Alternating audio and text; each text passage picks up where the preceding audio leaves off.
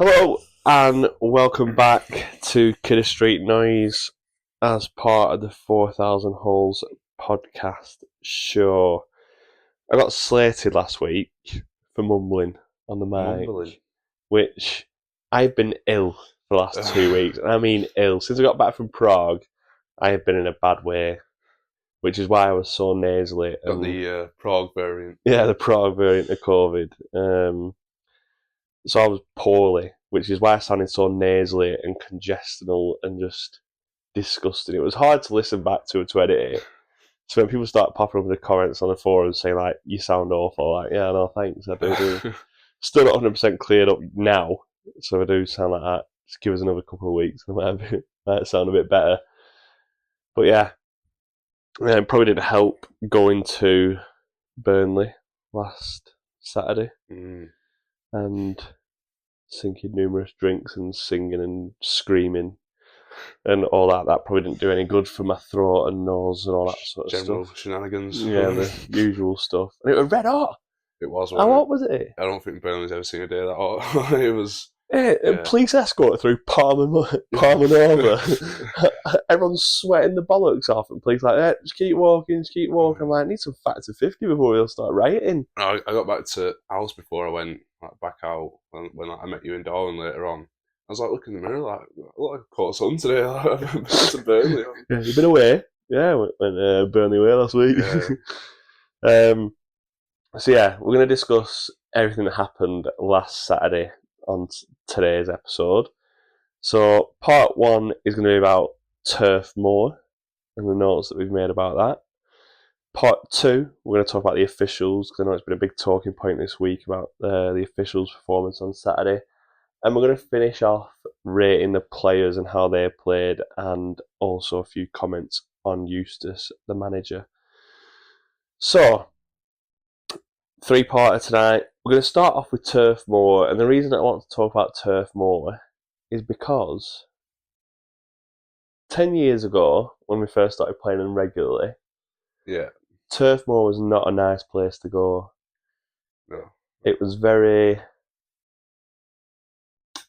I want to say like stuck in the past, but in like a more sporty way. You could tell they'd been in the Championship for a very long time. Yeah. Or like outside the top flight, because obviously they spent time down in League One and League Two as well. So, but nowadays they're very gentrified. And I can't believe I'm saying this, but it is very nice. Apart from the fact it's Burnley, it was. So like I was going to say, when we first started going there in the Championship, like it was a nasty place to go. It was grim. Everything was grey. Everything was horrible. You could tell it hadn't been looked after. And you had like the lower tier of the long side where they were like just idiots down there, basically like penned them in. And it must have been intimidating for a player to climb that tunnel and like play in that atmosphere back then. I didn't feel at any point on the game last Saturday where our players would have felt intimidated by them. Not really, no. I can't think of any. I don't think their support is that good, really. No, they've almost become a victim of their own success. Yeah, maybe. I won't really go that far, but even like I go back to like the first two derbies that I went to there, which were in the 12-13 and the 13-14 season, so like the 2 seasons after we came down from the Prem. And like then, I think for the first one at least, we had the full end behind the goal, and like I said, those like that section in like the bottom of the long side, that felt like quite. It was like quite. You want to say nasty? Quite hostile. Yeah. You know, like, and even though like there's still that section that are like very close to us in our like in the away end now, I suppose. Like they didn't feel as hostile on Saturday as it used to be back then. The lads in full kits recording it. Yeah, I don't know. We were saying on Saturday, it does feel like they've gone soft a bit, and like it's not as bitter. There's not as much hatred as there once was, but maybe that's because of the success, like we I mean, just said. I just think they probably lost that advantage where it probably used to be not a nice place to go, and away teams would probably Yeah, hate like anticipating going there. Where I feel like it doesn't have that effect anymore. yeah, but It's all very clean and colourful. Like one of the points I've made is like the interactive boards around the ground. That, like obviously sponsors come up when the subs are coming on and like, yellow cards. I know. Like we've got like the interactive scoreboard that changes depending on what's going on in the match, but these are all things that I would love Rovers to invest in. yeah, definitely. And I know it doesn't make like that much of a difference. It's not going to like turn you from a losing team to a winning team, but to see, it all adds to the match day experience, doesn't it? yeah, definitely, and to see how far behind they were from us 10 years ago when we first started playing regularly, to how far ahead they are. I'm not saying on the pitch because I thought they were terrible on Saturday, and the title of this podcast is "They Were Very Lucky." And I mean, I got a lot of stick on Saturday night for being negative about Rovers, right? I was not negative because I was disappointed in Rovers. Like that is, people were like, "You're negative." I was disappointed because they were lucky to get away with a draw. Yeah, It wasn't like we've not played well enough to get a win. I thought we were superb on Saturday. Even with 10 men, I still think we should have won the game. The disappointment is they were so bad and they'd snatched a draw for us against 10 men. yeah, I definitely felt that. I remember in the ground at the final whistle, I think everyone kind of realised that hanging on for a point like that for half an hour with 10 men, it's got to be appreciated, and it is a good result at the end of the day. But when we came away and we ended up back at the train station to get the train back to Blackburn, and it was then I was like, we probably should have won. Yeah. Would you class it as hanging on? I don't. No. Apart from the ref trying the best to give them like some opportunities. No, honestly, it was like clear on. It wasn't like wave after wave of attack, but it should have been. But that's how poor they were. Yeah, they just run out of ideas. They just didn't really take advantage. Like I can't remember like a spell in the game where I was like, we need to get through this. Yeah, definitely. But yeah. What did you think of safe standing? I thought it was really good. Yeah. I thought it really definitely added something to the atmosphere, I think. Yeah. And yeah, I think it's something like that we've both said that we want to see at Ewood for some time now, and to me, it's like it's got to. If we're not going to reinvest the money that we've brought in the playing squad, then that's one of the things we've got to look at definitely next summer now. At Ewood. That's obviously when this comes out, it'll be a couple of days after. But Rudy obviously had his video come out the other day, and he said we got the 10 million from Sammy. We were never going to reinvest 10 million because obviously like needs to keep some money for rainy days and whatever, and financial fair play. But with like all the money we receive, we haven't invested enough, I don't think, in the playing staff. But if they were to invest in other areas, you can forgive them for not investing in the playing staff. It's the non-investing all round because obviously improvements to the stadium, improvements to the facilities don't affect FFP. You can spend as much as you want, and it's the other teams that are all doing it now. They'll be able to compete in 3-4 years' time when they recoup the money, whereas we'll still be spending money on stadium improvements in that time. And so, like, you look at Stoke, obviously Birmingham have done it, and I know they're down in League One now, but they've spent a lot of money and they're going to come back up most likely. And when they do come back up, they will have a new stadium. It won't be it'll feel like a new stadium because they're safe standing all around.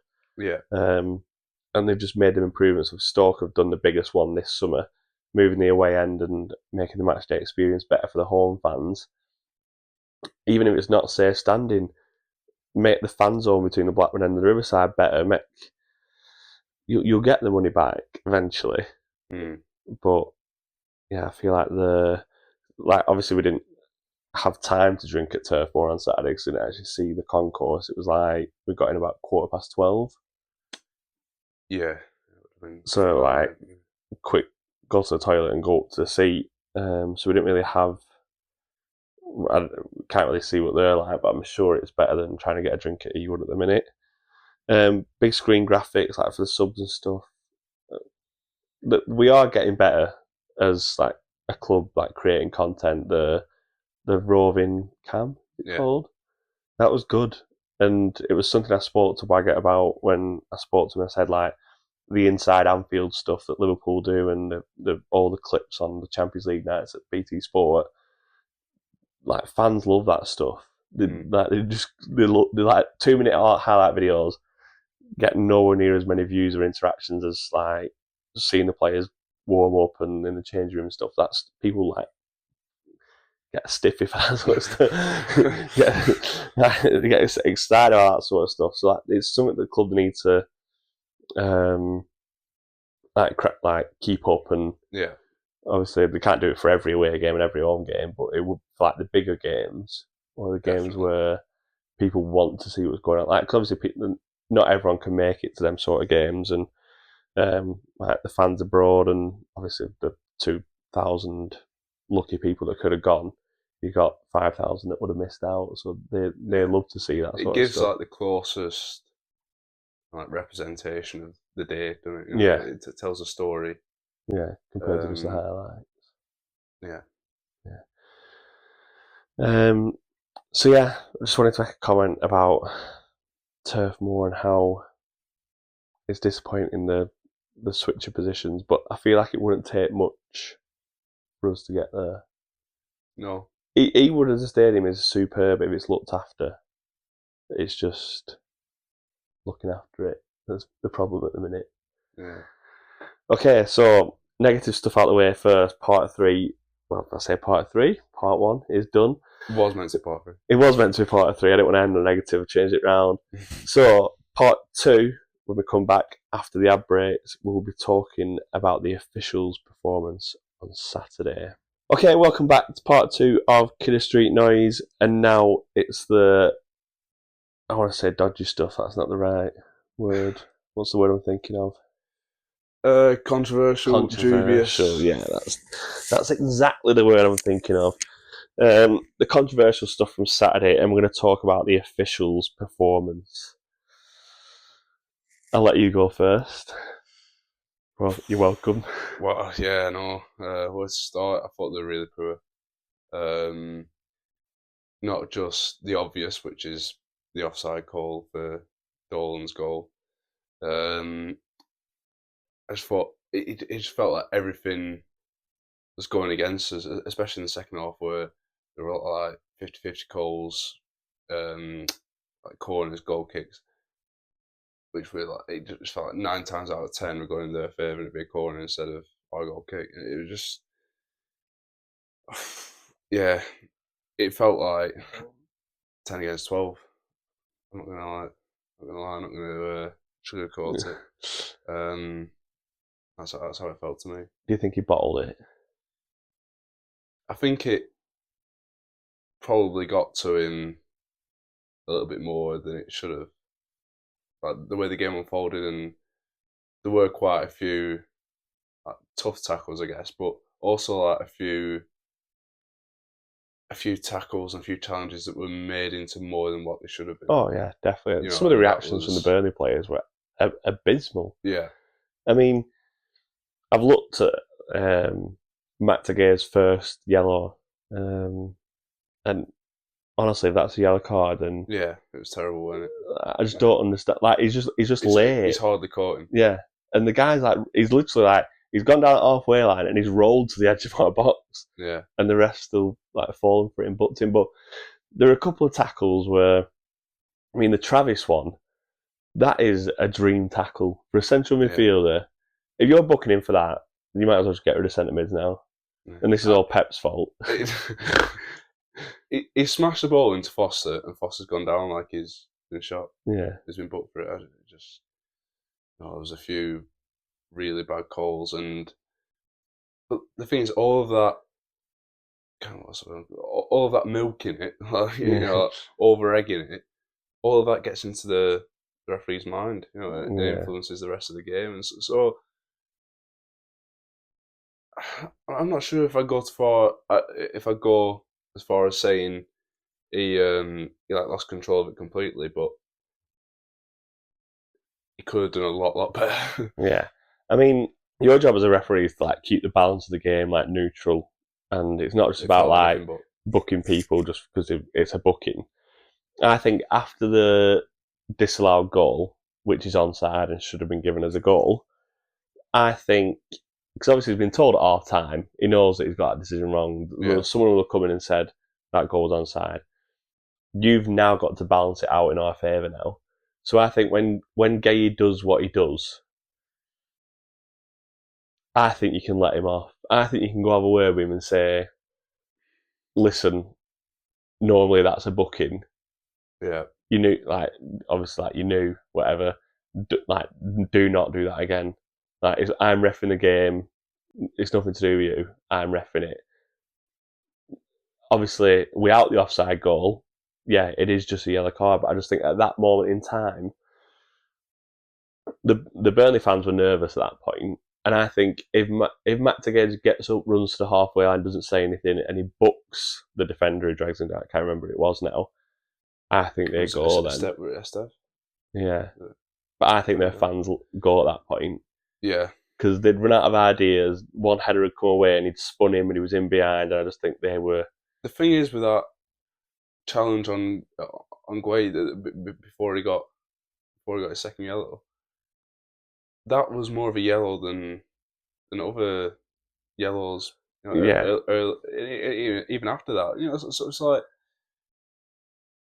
why was a 7 up for that? I think he's just. Just I don't know whether he just dragging to the ground. forgot because of what Gay's done, but also there was a tackle by Egan Riley on a Hashi that definitely could have been a red card. Was that right at the end when Yeah, yeah, oh yeah, that was the worst tackle of the day. I don't Yeah, think he booked him afterwards, but yeah, because he played advantage, he couldn't yeah, have sent but I he think couldn't that could send have him been a off. But red. yeah, definitely. Yeah, Like it's high, he it's was very lucky. very He late. was lucky that was where it was, and Rovers were able to Counter, get a yeah, counter from it.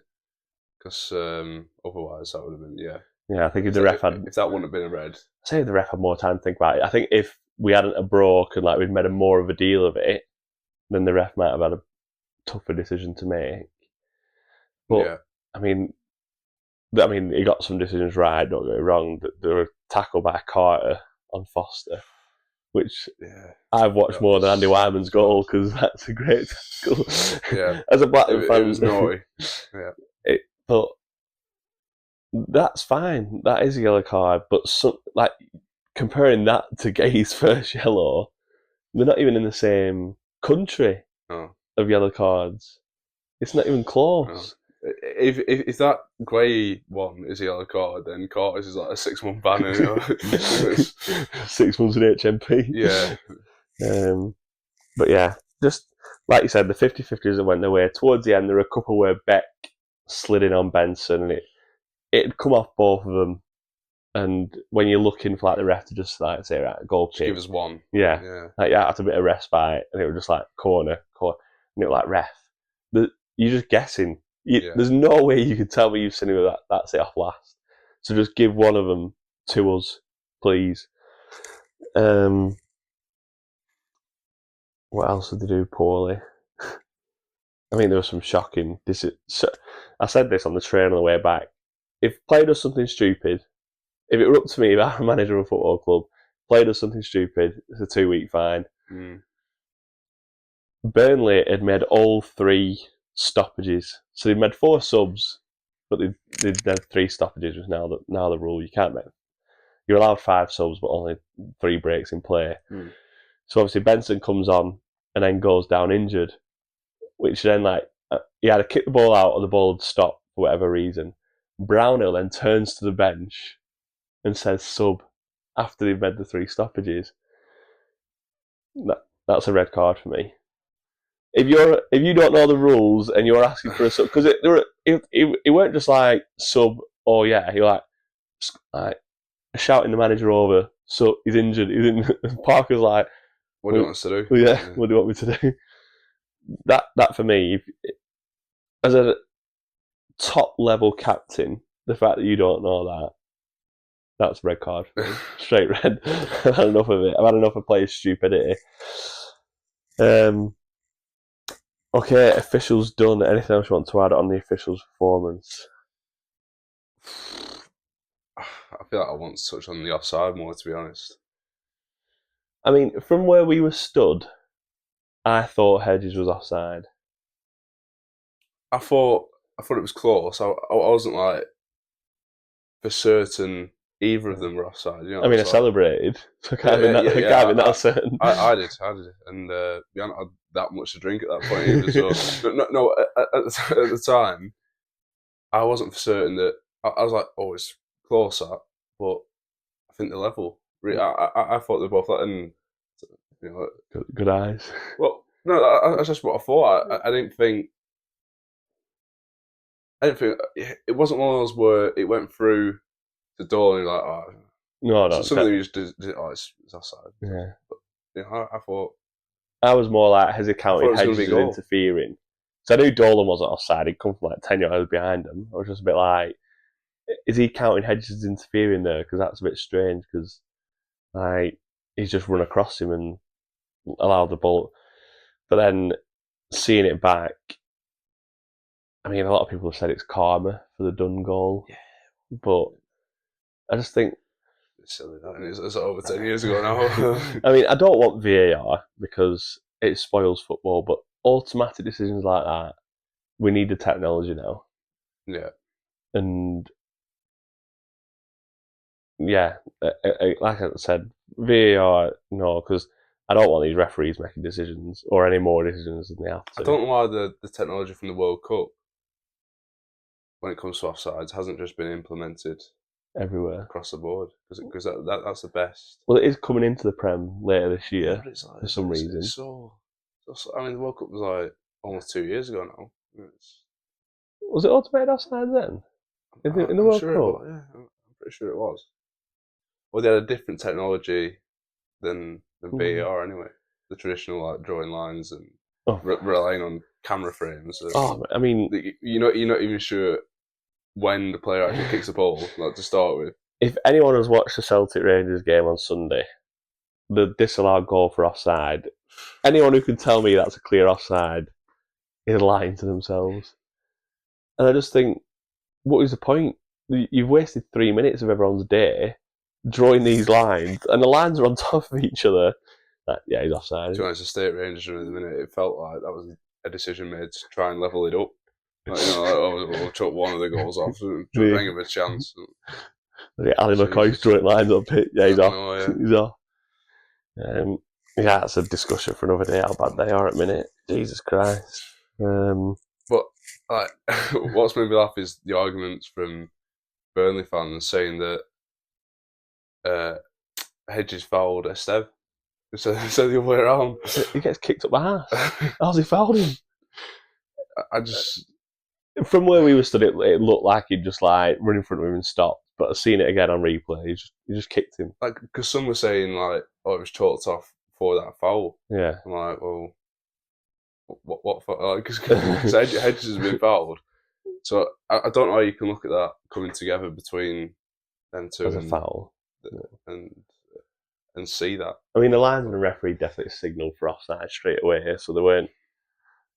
I mean, we got back to the pub and Dad was like, "Oh no, you give it for a foul." And I was like, "Well, linesman flagged straight, he didn't wave. Linesman's put his arm up for an indirect free kick. It's definitely offside that he's given." Yeah. And then obviously we saw Eustace's post-match comments where he asked the referee, and the referee told him it was offside. So, which must be so frustrating as a manager when you've prepped all week and a dodgy decision lets you down, and they can't even explain it to you. They say, "Oh yeah, we thought you were offside. We thought wrong." Yeah, I thought the officials spoiled a very good game. Yeah, I'd agree. for players like Travis getting an early yellow card, I think it just spoiled, especially when it were a good tackle. I think he did really well to hold his nerve, and I thought he was man of the match, him and Tronstad. Although when we get into player performances, we'll talk about how good everyone was, really. Yeah. So yeah, that is the end of part 2. We'll get it right this time. The officials' performance, and in the last section, we'll be talking about individual player performances and the gaffer. So join us after these messages, where we'll be discussing all of that. Welcome back to episode 2 of Kidder Street Noise on 4,000 Holes. We're discussing the Derby Day draw. Last part of this episode is player performance. I want to start with Owen Beck. Seems like a fair place to start. Because I'm not going to lie, I was worried. When I saw the team sheet and saw that it was starting, I was worried just because of the flashbacks from the last time we played them. Obviously, Clinton Moore making his debut. We've had some of the lone players from Liverpool that have let us down in big games. No comment. So yeah, I mean, I think that the wingers are probably the best players down there. So I was panicking for him. In the first 10 minutes, I was panicking for him because he had a ropey start. There were a couple of missed time tackles, and Hyam threw him under the bus with a couple of passes. And I was like, oh no, it's going to be a long afternoon for this lad. But he was superb. Yeah. Fair to him.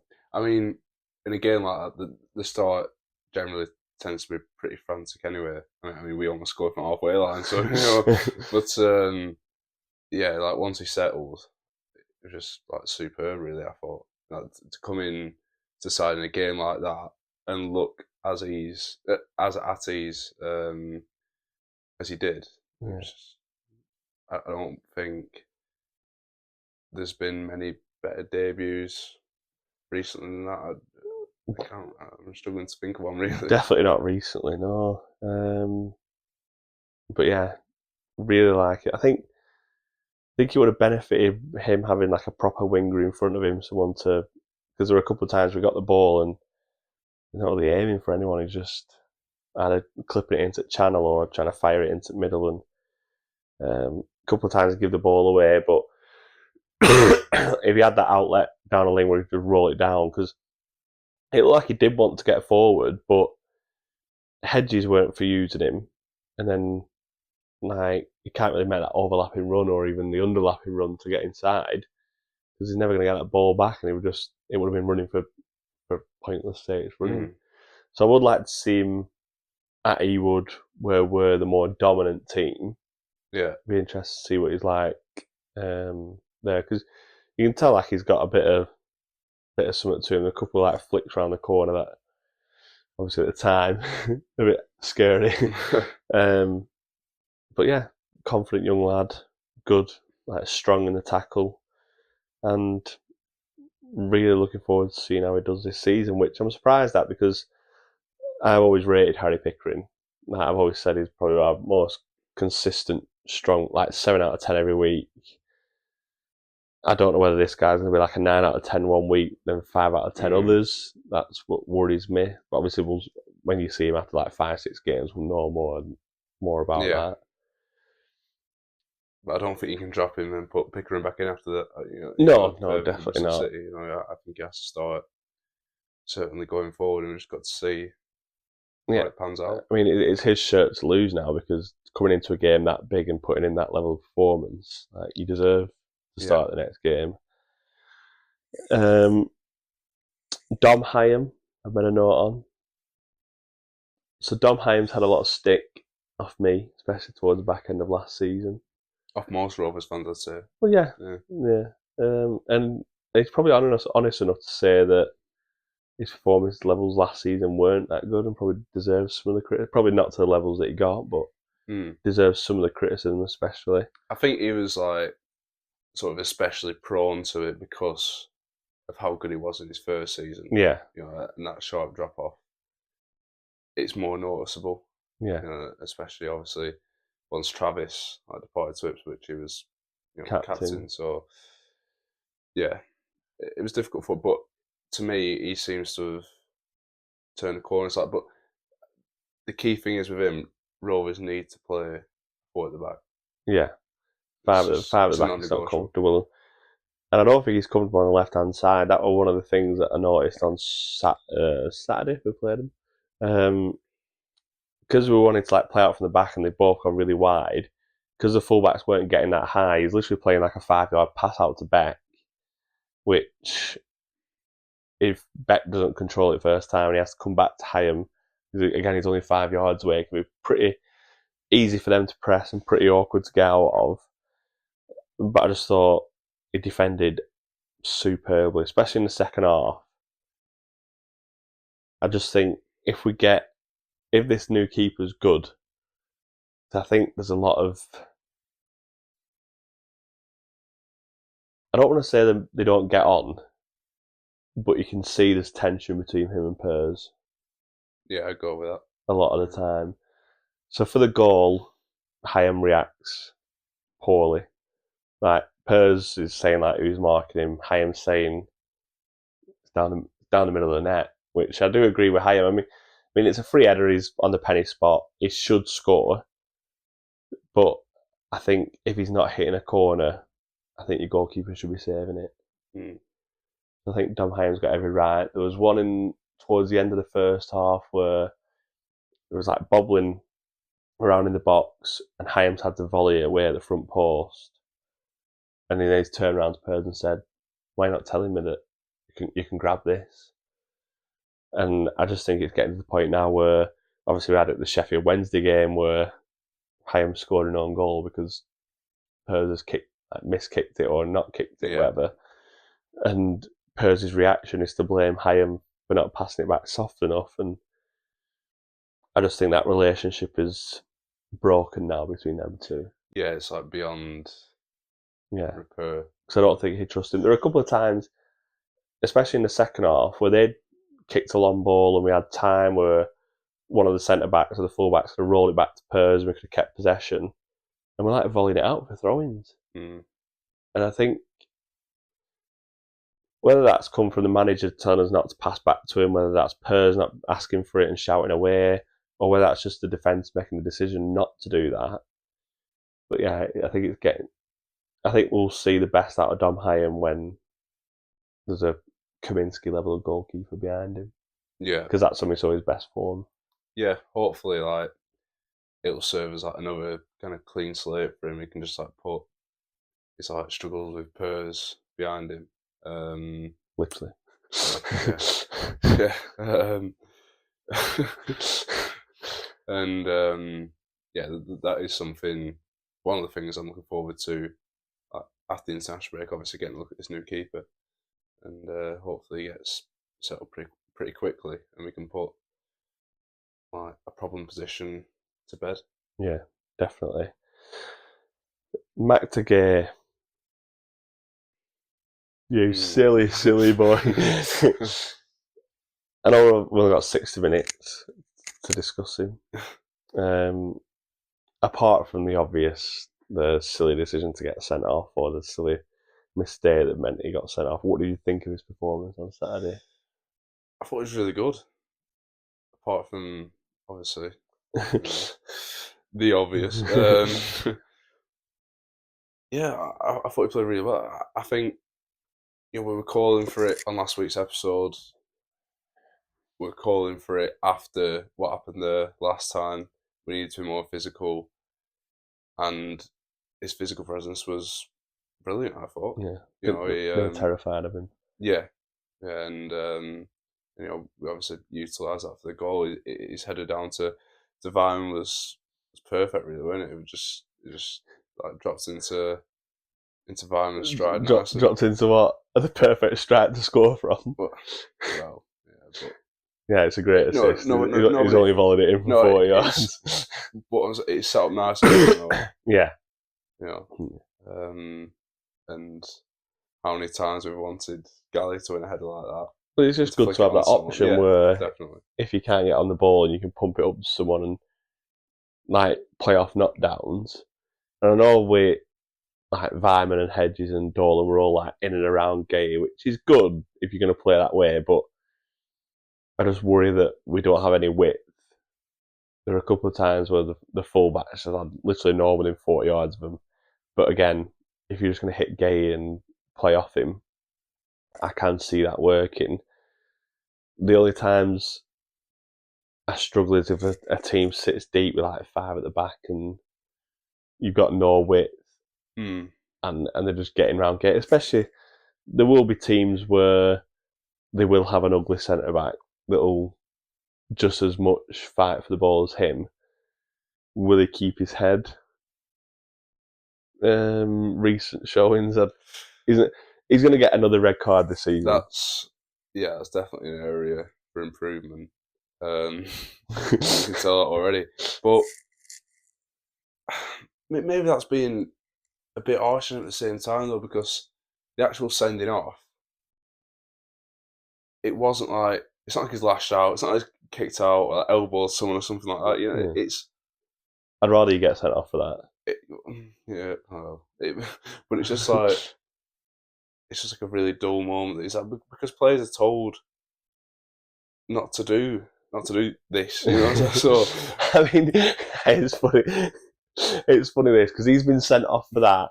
I'm not joking. We were obviously stood right at the back of the away end. Yeah. There must have been 1,500 Rovers fans doing the exact same action. We were literally doing it. I remember we were doing it before he did it. Really. Yeah, every fan in front of me, from the back row to the front row, all had their hands up, all waving an imaginary card, and then we're all saying, "Well, players shouldn't be doing that, really, should they?" So, that was just with the frustration of the yellow cards that we'd had up to that point. Yeah, you know, and it should have been a card for us, though. Yeah, it should have been. But can't be doing that back to. But yeah, it was really frustrating because at that point, I definitely felt like we were in a better position to go on and win the game. Oh, definitely. Like, I think Gay's coming off as well in like 57th minute or something. I think he's coming off after 60. I think Hash is coming on for the last half an hour. I think he comes off at 60 and we're well on top. I think we definitely, and again, going back to being disappointed, I still think with 10 men we should win the game. But just we 11 men, I'm not just blaming it on Gay, because although it was a silly red card, it could have been anyone with an official's performance. Anyone could have had enough of the ref or said something silly to the ref and got sent off. I just think that if he stays on, Esteve gets booked, their fans get on their back, I think we go and win 3 or 4-1. That's a big call, isn't it? Because they were they were poor. They were really, really poor, and it's frustrating to think about now because I don't know if we'll get a better chance to beat them there. You say that, but we've still got to play them at Ewood. No, I mean they'll beat them there. Yeah, okay. I think at Ewood we'll beat them. Yeah, definitely. Because I think because of that performance. I mean, it depends on how the rest of the season goes up until January, but we'll take a lot of confidence from that performance. I think last time we played them at home, obviously they were playing to win the league, so we knew how good they could be. But the away performance at Turf Moor, we were almost like worried about what could happen at Ewood. Yeah. I don't think they'll be in that position come January. I don't think they're good enough to be like towards top of the league competing. And once our new players settle, like everyone keeps saying, like, oh, they've got new players set, and like so have we. Yeah. How many new signings do we have on the pitch? Vyman, Gay, Beck. Is it just them? Yeah. And a couple, like most of the bench, probably new signings. So we'll have new lads to slot in as well before we play them in January. So we can't just keep using that as an excuse. Who else do I want to speak about? Lewis Travis, superb. Just, it's so good to have him back. And he just epitomised everything that you want from a captain. on Saturday. Someone that organises people like screamed after every tackle, and there was one later on where Britain, I think like goes to the byline with someone and blocks the cross and it goes out for a throw in, and he celebrated like it was a goal. Yeah, he looked like he was really enjoying it. Oh yeah, so he looked like it was like it was everything we know that Trav can be. To be honest, on Saturday, he looked bang up for it. He looked on top form. In that, and it feels as though now he's obviously got a bit older. He had the reported fallout with JDT. I mean, I think he's come out and said now that it was before the Norwich game. I think that was the interview before the Norwich game. That he only left because the manager, he loves it at Rovers, and it feels like now any doubt over his future has been put to one side, and it just feels like he's committed to Rovers again, and he's taking responsibility as one of the more senior players, I guess. Yeah, it's brilliant for us, really. Yeah, watching him on that roving cam, like in the tunnel, getting people pumped up for the warm up, go and kick 10 shades of shit out of our own players in warm up. Yeah, it's just really, really good to see, and can't wait to see him lift at league title. It's just, I think his attitude, because I think Eustace like glorifies that attitude a bit, where I feel like JDT didn't as much. Yeah, JDT focused more on like the talent and like the footballing ability, where I think Eustace will champion Travis's attitude, and that'll rub off on other players and make them. I think that's probably fair. Yeah, obviously better players. I just think it's a really good situation for all of us, and we hope he signs a new contract. Who else to speak about? We have to speak about the goal. Of course, we've hardly spoke about it. Wow. One, why are you shooting from there? Two, how are you scoring from there? Obviously, in the first minute, he's had the do from halfway line, and it wasn't. I mean, I've not actually seen a highlight of it. I've not seen any of the highlight videos. I don't know the Sky that turned it on by that point. But it looked like it wasn't very far away. I mean, you'd have been like closer than me at that point, because I didn't find until like the 30th minute. But like to the back, you can't really see the net. You can see the roof of the net. Yeah. But like you're probably only talking like the top 6 or 7 inches of the net. Like the first half an hour of the game, I was like over like, on the other side. So you couldn't really tell. Actually, because like when you're like right behind the goal, obviously you can see like how far it's. Yeah. But the perspective is just different. But what? So could you see how high it went over the bar from where you were? Yeah, I didn't know like how actually like close it was, sort of thing. I mean, it was bang in the middle of the net. If it was under the bar, it was in. Yeah. So I think he obviously feels good from that moment, and I think that was like Trafford's first kick, and he kicks it straight to someone for a shot, and I was like, well, we're going to be all right today.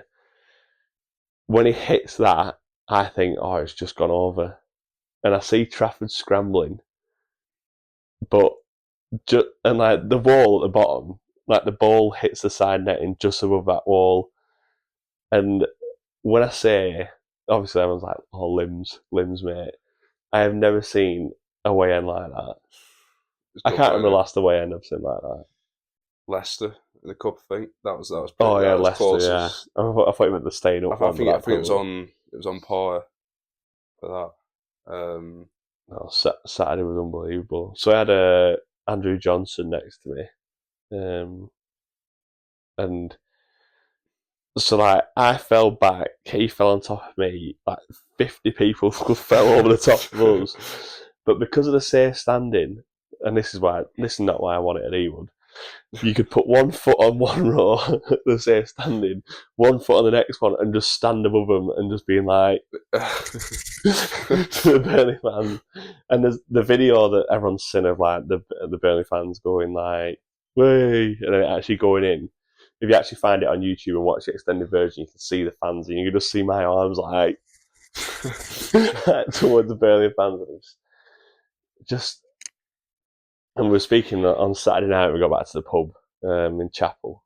I said, when we played them last time at Turf Moor and they beat us 3-0, and you stood there and you're getting absolute dog's abuse. When that ball goes in, you remember them moments. It like spurs you on to just go even crazier. Definitely. Just because it's like, I remember that moment, how shit I felt. So now I'm going to make you idiots feel like that for the next 30, 60 seconds. Of course, you want to give some back, don't you? You know, yeah, definitely. Because they've been giving it to us for a while now. You know, they've had the bragging rights. So no, it was really good. I definitely enjoyed that part about Saturday. But yeah, like, the goals. I've just got this like image in my mind of it. Like the second it like nestles in the net, I can just see it like clear as day. It's funny, like the images like that you like, Yeah, and like you'll still see that in years when you think about it. Like, yeah. You just that image from your perspective of it. I worry that it's like, when I watch like Premier League football now and I watch top level football, I worry that stuff like that is just going to die out, just because there isn't that fan base anymore. Like I was, we had have you seen the Aston Villa prices for Champions League games this season? Ridiculous, isn't it? £85 the cheapest adult ticket. Like, I mean, I say I hate Villa Park. It's a amazing stadium. Like I only hate it because of that 2 years we went like 6 times. We played like FA Cup twice, Carling Cup semis, Carling Cup third round, and obviously in the league we went like 6 times in the space of 18 months. That's the only reason I hate it. But it is like a historic stadium. There's nothing I would love more to see. Obviously, not that I'm a Villa fan or anything, but if I were watching them play Bayern Munich on a Tuesday night on the telly, I would love to see the whole end going mad, celebrating a goal. Where I feel like at them prices, you're just gonna have people in replica shirts and cardboard signs saying "Can I have this shirt?" and just like I just Pricing the actual fans out, innit? Rapidly falling out of love with football. I just think you like driving any last bit of passion. Yeah, and it's so disappointing when, I don't know if you've seen the statement from like the actual Villa like supporters club, whatever. They resigned from the board, aren't they? Yeah, and but they said like towards the end of last season they had a meeting with the club, and they made it clear that they wanted Champions League tickets if they were to qualify to be the same price as a Category A game, and the club were, they agreed to good with that. They were happy with that, and now, that's just gone out the window, obviously. Yeah, I just find it absolutely bonkers. I mean, it's weird because when we went to Prague the other week, we went to watch Sparta Prague, who are obviously like 38 times champions, and I know it's like different to English football or whatever. Like they're in the Champions League this year for the first time in I think 14 years. So it was €13 to watch them, and we like paid it. It was sold out. Like fans everywhere, everyone like drinking and stuff. Like so you have the ultras at one end, and the ultras do this thing where they like shout one thing and the rest of the fans chant back. I am not joking. Every fan, apart from obviously we didn't know what they were chanting, but nearly every like local fan or like people from Prague fan was screaming that chant back at the ultras, and I just think like you would never get anything like that in England. Like you got like your hardcore like section in majority of like people's cop ends, if you will. But you would never get that passion all the way around the ground, and I just feel like we're we're so close to losing that, and it's so disappointing after like COVID, where we had all the football without fans is nothing, and Yeah. I think for a club like Villa, where was it 5 years ago they were in the Championship, Yeah, it 1920 they got was promoted. 2019, I think. I think it was 2019 they got. 2019 they lost when Kearney scored for Fulham. They won it in 2020. 2020? No, I reckon that was 2018 when they lost the final. I reckon they went up. I think they went up 2019 because they won like 10 games in a row, didn't they, towards the end of the season? And I think they beat us at their place. And that was one of those games. Trying to think when we drew 1-1 when Horahan scored it last minute. That was the season before, I think. I think that was our first season back in Championship. That was like Yeah. 18-19. Yeah. So yeah, that just so disappointing. I don't even know how we got into that. No, that would have been that season, wouldn't it, if it was 18-19? Yeah. Yeah, there you go. So yeah, we were talking. I think we were talking about passion. I don't know how we got onto Sparta Prague and Aston Villa ticket prices, but we're here now anyway. Comments on the manager. Now, I had a go at him towards the end of the game because we got a free kick just in front of the dugout in the 92nd minute, and Travis, Carter, and Hyam all ask Eustace if they're going up for the free kick, which Eustace says no.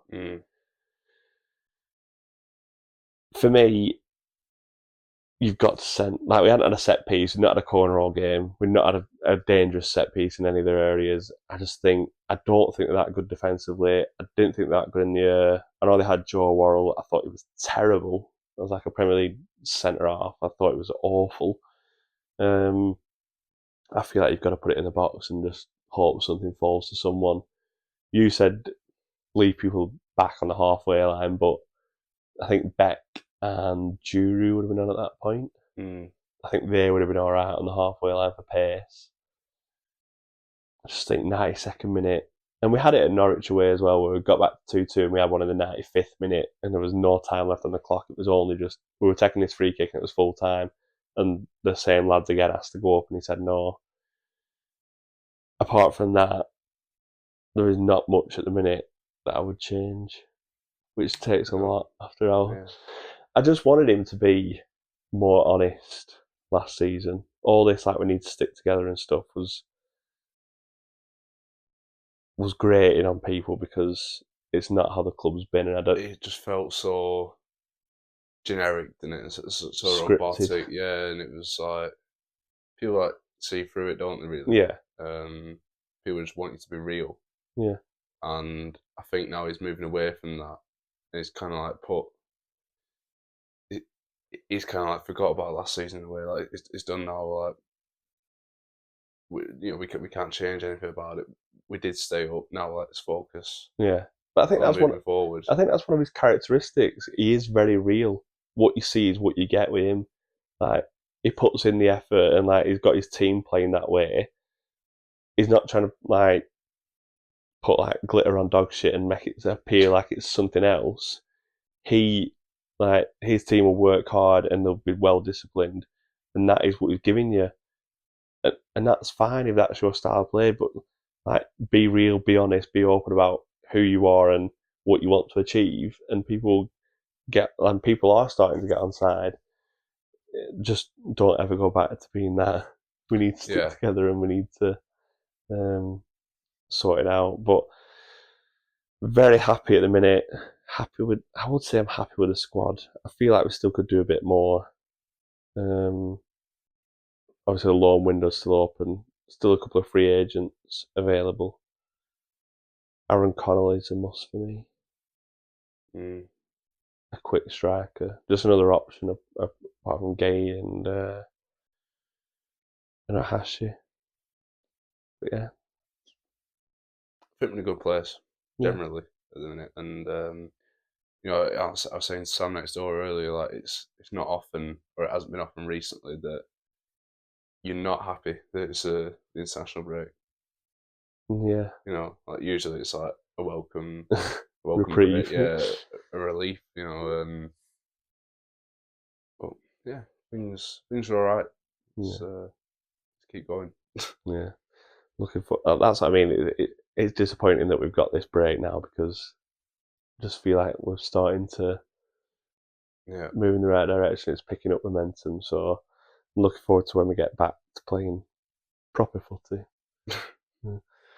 Right, if you're still here, thank you very much for listening/watching. We're back in a couple of weeks. When's the it'll be a couple of weeks now because obviously international break and I'm away next week. I'm going to watch England on Tuesday night at Wembley against Finland. Not that exciting, but it's a couple more caps towards the World Cup and the Euros, so that's always good. And then I'm in Amsterdam from Thursday to Monday. Working for ITV again, so looking forward to that as well. Yeah. And we'll see where we are after that. Yeah. Hopefully Rovers will release the books by then and we'll get an episode of Rovers Incorporated discussing all things financial to keep us ticking over in the international break. So, thank you very much for joining us this week. We will see you all in a bit. Thanks a lot, guys. See you later.